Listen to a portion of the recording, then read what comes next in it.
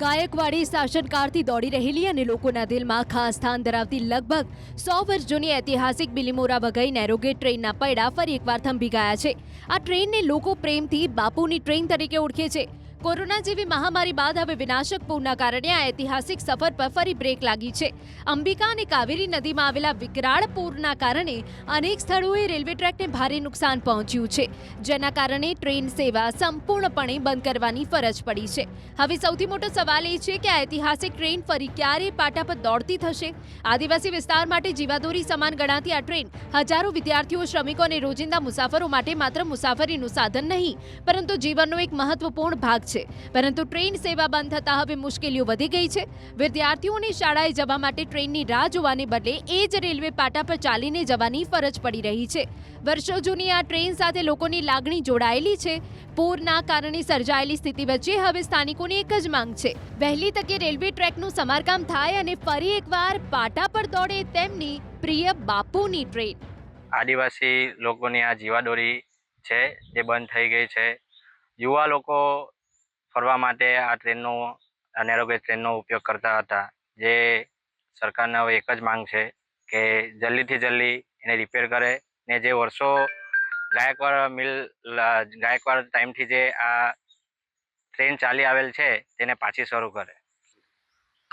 ખૂબ જ સરસ નજારો જોવા મળી રહેલો હતો અને જે પ્રકૃતિ જે ખરેખર જોવી જોઈએ તે આ જ એક બિલીમોરાથી વઘઈ ટ્રેન જે જતી હતી તેના જે વચ્ચેના જે દ્રશ્યો હતા તે પ્રકૃતિને નિહાળી શકાય એવા હતા। ગાયકવાડી રાતથી શરૂ થયેલી બાપુની ટ્રેન કોરોના કાળમાં બંધ થઈ હતી ને હવે 2026માં જે વિનાશક પૂર આવ્યું, અંબિકા અને કાવેરી નદીઓ ગાંડી તૂર બની હતી અને એ અંબિકા અને કાવેરીના પાણીઓએ આ બાપુની ટ્રેનના જે ટ્રેક છે એ ટ્રેક સંપૂર્ણપણે ધોઈ નાખ્યા છે।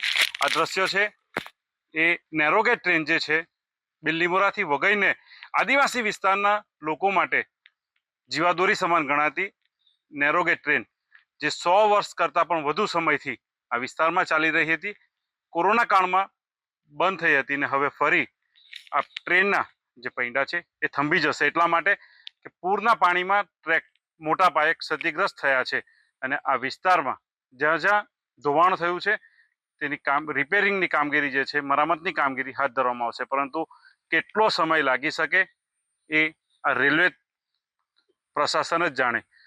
હજુ સુધી પણ કોઈ સત્તાવાર માહિતી નથી આપવામાં આવી કે ફરી ટ્રેન ક્યારે શરૂ થશે અને ટ્રેનને શરૂ કરવાના જે પ્રયત્નો છે એ પણ હજુ હાથ નથી ધરવામાં આવ્યા।